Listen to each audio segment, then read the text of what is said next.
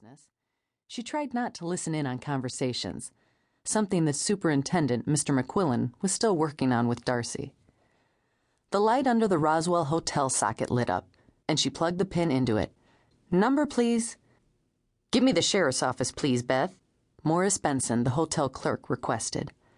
Beth plugged the other pin into the socket of the sheriff's office and pulled the lever to ring their phone. She then made sure the lights went off before she answered the next call. When Mr. Church, the general manager, and Mr. McQuillan had started the Roswell Telephone and Manufacturing Company in 1894, there were only 35 subscribers. Beth had been one of the first 2 operators hired, after her ailing aunt, whom she'd come out west to care for, had passed away. The company had grown considerably since it started, and now there were 6 regular operators and 1 relief, and about 4 installers who put up the lines and ran them into customers' homes. Nearby farms and ranches were being serviced now, and long distance to Eddie would be coming in the next year or so. No telling how many more employees there would be in the coming years. She couldn't help but wonder if she'd still be here, if her life kept changing as much as it had in the past year. So much had happened. It was hard enough to believe she'd answered an advertisement for a mail-order bride as a dare, much less that she'd ended up accepting the proposal of the man who'd written back, even before he decided to join her out west in Roswell and start their life together. He'd bought a piece of land, sight unseen, to start a small ranch and had planned on courting her proper while he got his herd started and refurbished the house on the land. Then they'd get married. Barely a month after he arrived, Harlan had been out working with the small herd of cattle he bought for the ranch when a dry lightning storm blew up. Evidently, from what one of the neighbors had said, a bolt struck close and frightened the cattle. Harlan had been caught in the ensuing stampede. Just thinking about it made her shudder.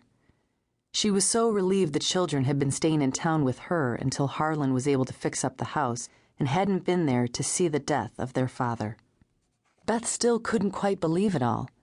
Feeling that it was her fault, she wished over and over again that she'd never answered that advertisement, believing that if Harlan hadn't come out here, he'd still be alive. Now, it seemed there was more heartache in store, if she had to give up the children she'd come to love. Darcy showed up to relieve her right on time, and Beth relinquished her spot in front of the switchboard quickly, as they'd been trained to do. Darcy immediately slipped into the chair right behind her and began connecting 2 lit-up sockets. "Beth, what's wrong?" Darcy called as Beth pulled on the shawl she'd worn to work and started out the door. "Oh, Darcy, I'm sorry." Beth turned back to her friend, realizing how rude she must have appeared, heading out the door without so much as a nod to her. She tried to keep her voice low so the whole office wouldn't know her business, but she knew it was only a matter of time until they did. "I'm not thinking straight. Harlan's brother's been found, and Deputy Matt says he'll be here to collect the children in about a week. I just don't know how I'll be able to let them go." Darcy jumped up and hugged her. "Oh, Beth, I'm so sorry I dared you to answer that advertisement for a mail-order bride. It's my fault you are so unhappy now." Beth shook her head. "No, Darcy, it's not your fault. It's my own impulsiveness that caused my problem. I'd always wondered what it would be like to answer one of those advertisements. It was Harlan's sweet letters that made me begin to care for him and accept his offer of marriage, and I feel to blame. If I hadn't accepted his proposal, and if he hadn't come out here and been caught in that stampede, you'd be a happily married woman by now, instead of having 2 children to care for alone. Harlan's death was not your fault, Beth." The switchboard lit up in several places, and Darcy slid back into the chair and hurriedly disconnected 2 parties and connected 2 others. Beth sighed. Maybe it wasn't all her fault, but she wasn't sure Darcy's picture of the future would have been true. She'd been having second thoughts about marrying Harlan and had been trying to figure out what to do about it before he died. Now she was just thankful that he hadn't known. She'd been terribly confused about so many things lately, but one thing for certain, she didn't regret offering to keep his children, not for one moment. Lines unlit for the time being, Darcy turned back to her. "It might be for the best, you know, Beth." Beth did know many in town would think that. All of her friends thought she was a little daft for taking in Harlan's children. Well, not Emma and Deputy Matt, or Cal and Liddy McAllister. They had been very supportive of her, and she was thankful for that. And she was blessed that she had a home to offer the children. Thankfully, they'd been living with her in the small house she had inherited from her Aunt Gertrude, so there was no need to uproot them after their father's death. She didn't make a lot of money, but the Lord would provide for them. Of that, Beth had no doubt. She'd taken them in, presumably, until Harlan's brother could be found, but she didn't really think he would be, and she truly hoped he wouldn't. Now she had to face the fact that Lucas and Cassie's uncle at least cared enough to come and see his niece and nephew. She would continue to hope that Jeb Winslow would let her have custody of Harlan's children. From what Harlan had told her about his brother, he wasn't the settling down kind. She was going to hold out hope that maybe, just maybe, he'd be glad to let them stay with her. "It will all work out, Beth," Darcy tried to reassure her again. Beth nodded. "Well, it's all in the Lord's hands now, but I sure hope Mr. Winslow doesn't take them far away. Maybe he'll decide to stay." Mr. Myers, Harlan's lawyer, said he'd talked to him about making out a new will, but of course he hadn't had a chance to get to it with so much to do.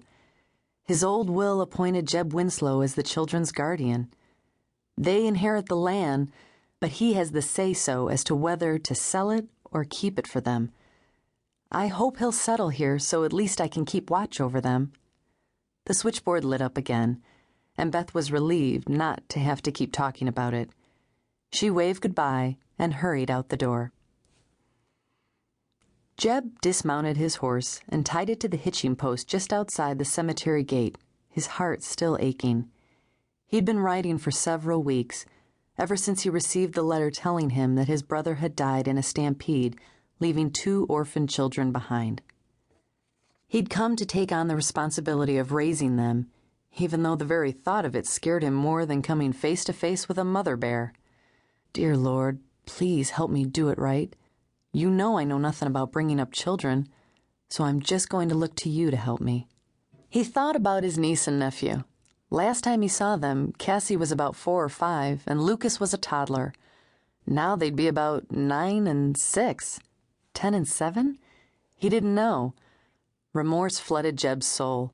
Why hadn't he visited them more often? But no, he'd always had other things to do, other places to go. Why, he hadn't even known Mary died, or that Harlan had decided to move out west until he got the letter telling him his brother had died. Jeb figured the Lord must have been guiding that letter through the mail for him to have gotten it at all. It had been to the last 2 places he worked before the post ever made it to him. He'd only been working at his last ranch up in southern Colorado for little over a year, and that was a long time. His boss had been hinting about making him a foreman, and he was seriously thinking it might be time to settle down. He sure wasn't getting any younger. He still limped from the last time he'd been thrown trying to break a horse, and he didn't seem to be getting any better. Dry grass crackled under his boots until he found the spot he was looking for. Taking off his hat, he knelt down and blinked through the sudden tears that formed on seeing the gravestone bearing his brother's name. Childhood memories came flooding back as he remembered the laughing, teasing, and fighting they'd done in their youth. His timing sure was bad. How he wished he'd gone home for one last visit. But all the wishing in the world couldn't undo the past. He swallowed around the lump in his throat and stood. All he could do now for his brother was to raise his children the best he could. Taking a deep breath, Jeb set his hat on his head and took long strides back to his horse. He mounted and turned toward the main street of Roswell. He had to find his niece and nephew. They were the only family he had left. On the outskirts of town, he noticed a cluster of nice new buildings on North Hill. He'd heard the New Mexico Military Institute had reopened in a new spot just this year, and sure enough, the sign outside the main building proved it hadn't been rumor after all. Funding had closed it down for several years, but he'd seen in a paper where it had been slated to open this very month. As he rode into town and down Main Street, Jeb couldn't help but notice how much Roswell had grown since he'd last been through about 3 years ago. There were 4 or 5